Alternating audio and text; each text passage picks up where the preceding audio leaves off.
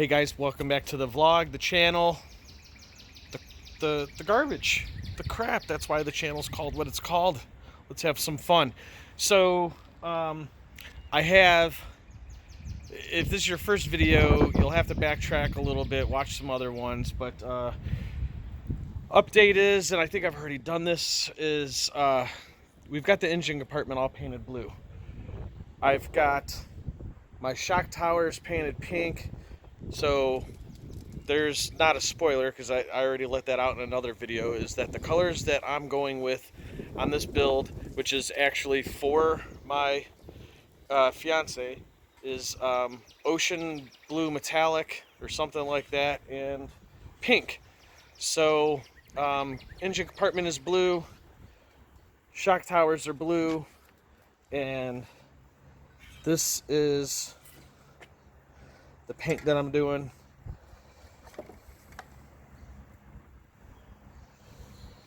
Where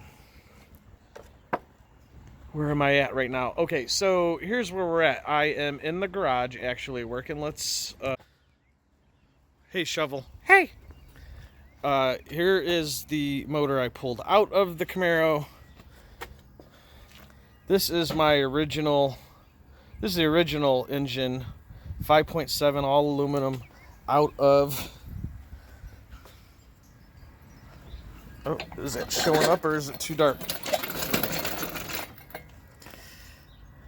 This is my original 5.7 out of the first C5 Corvette I had. We might end up doing something a little different. I haven't decided yet because I'm super going crazy over what's going on here. So this build is all about putting a 6.0 in there. And a friend of mine that runs the junkyard where I got this motor from, the tag on it said 6.0, and here we have a 5.3. So I got the alternator and the front brackets and the water pump off, and on the front of the water jacket there, it says 5.3. So obviously that 2000 Suburban that's supposed to have a 6.0 in it, because that's what the sticker said, and the VIN number, somebody's replaced it already and ended up putting this 5.3 in it. So we've got the intake is ready to go. Ah, there they are. We've got some valve covers ready to go. I am just kind of lost as to what I'm doing, but I do have other projects that I need to take care of. So as you guys saw, I got the Trinion. Oh my goodness, this is how bad my brain is. I got the Trinion rockers to put on to the C5 vet out there. I bought a steam vent kit for it. I got a thermostat that needs to go on the car, 165 degree thermostat. Oops.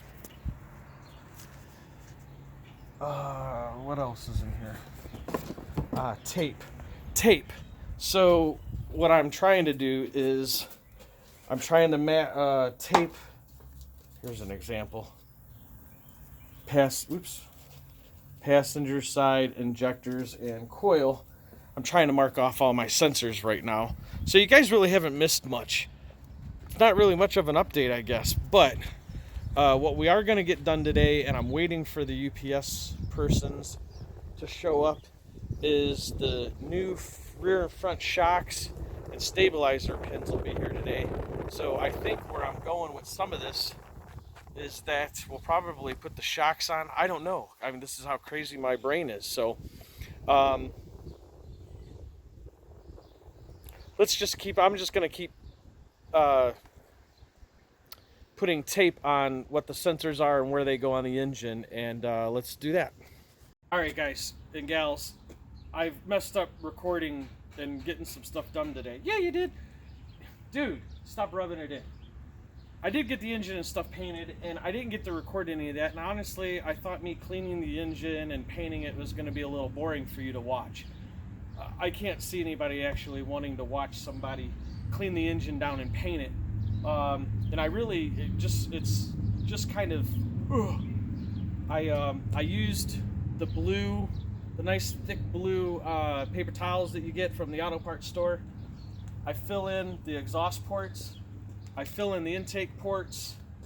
The intake ports here on the head.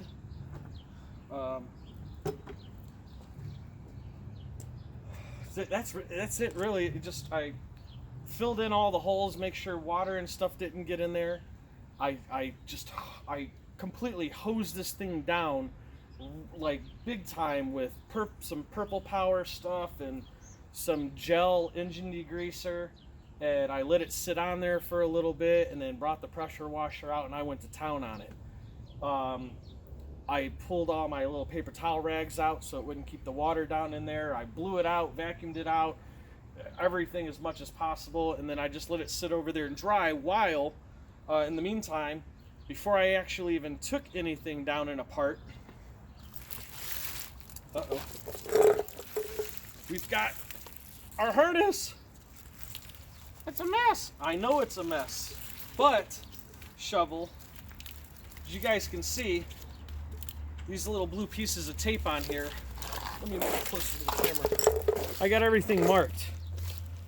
I got idle air control motor, throttle position sensor, alternator, everything that I'm going to use and need, coil pack, passenger side injectors, I'm losing, marked, are just going to get cut off because I know that I don't need them. I'm going to do it a little differently than I've seen on some other YouTube videos, and I'm not putting anybody down. Everybody, please do your engines and your cars the way that you want, but in my opinion, there are some that are a little more important that you should keep. You should keep your throttle position sensor, you should keep your idle air control motor, you should keep your oil pressure sensor, cam sensor, crank sensor, knock sensors, let me see, and at least your upflow oxygen sensors. The downflow oxygen sensors, especially on this old of a car, because I'm not going to run cats on it. I actually talked to my buddy at the exhaust shop today. We're going to be right about 600, 650, he was saying, for the exhaust. I'm not going to get headers. I am going to use the original manifolds just because they sit. I've already tested fitted and done one of these before.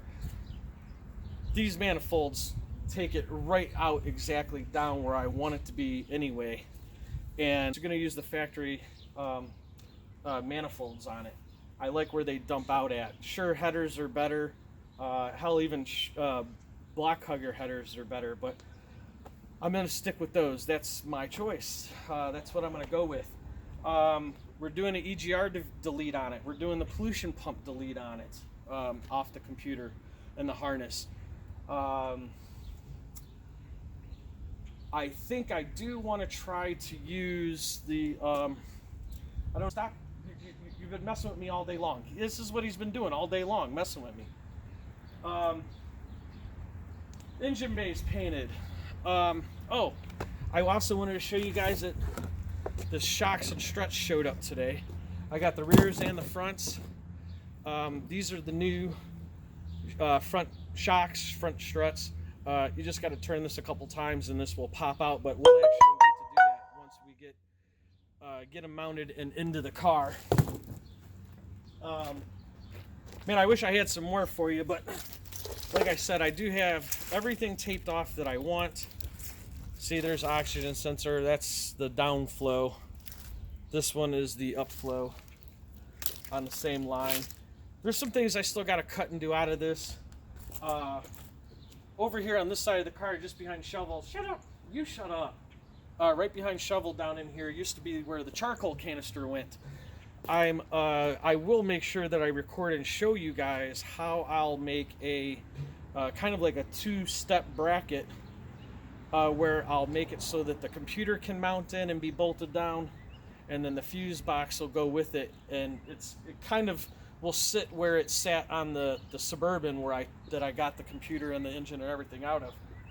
And again, I feel like I gotta mention it again just because I thought I was getting a 6.0 liter. So most cars, when you look, there's usually a sticker right here that will say like what the engine is supposed to be in the car. It'll say like your plug gap, and usually there's a sticker next to it that'll say how to route your serpentine belt.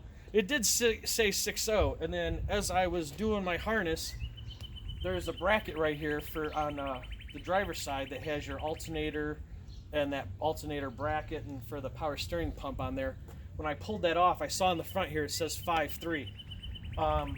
The car, the build is for the fiance, for the woman, and she doesn't really care. She thinks it's going to be just as good, and I agree with her. And I also feel like that the only thing we're missing from a 6.0 to a 5.3 is what, 30-40 horse. It's the same year. I did run the numbers on it. It's actually the same year 5.3 that the 6.0 was, so at least that's a plus. It's only 30-40 horse difference, but actually once this thing's put in the car and tuned, at the dyno shop and stuff like that, I'll probably gain that back anyway. It's a 3rd gen Camaro, and it's for her. She doesn't race. I honestly, she's, most girly girls, she's not going to care, nor does she care about having what horsepower or this, that, and the other. She just wants it to drive and go. Anyway, I'm babbling like I always do. I showed you the harness, the shocks, the front shocks and struts came in, and the engine's done. I'm going to get the camera right now, and let's pause. And I got the camera, and let's just take a little closer look at what I got going on here. So my fuel rails, you can see I went with the Holley Sniper EFIs. I personally just kind of like how much fuel that holds. Just like the stock truck. I don't know if I can use the truck fuel injectors though, because it's kind of just sitting there, but it seems to be a little too loose. So I'll try new fuel injector O-rings, or I do have 2 other intakes in the garage that have another style of fuel injector on there, and let's go take a look at those real quick. All right, into the pit of death in the garage. By the way, that is a front bumper cover for a C5 Corvette. See, I got 2 other intakes there. I've got the newer one on the left there with the 4-bolt fly-by-wire. This one is a 3-bolt fly-by-wire, but that one back there, the newer one, has taller and nicer looking injectors. So I may pull those off. And use those instead.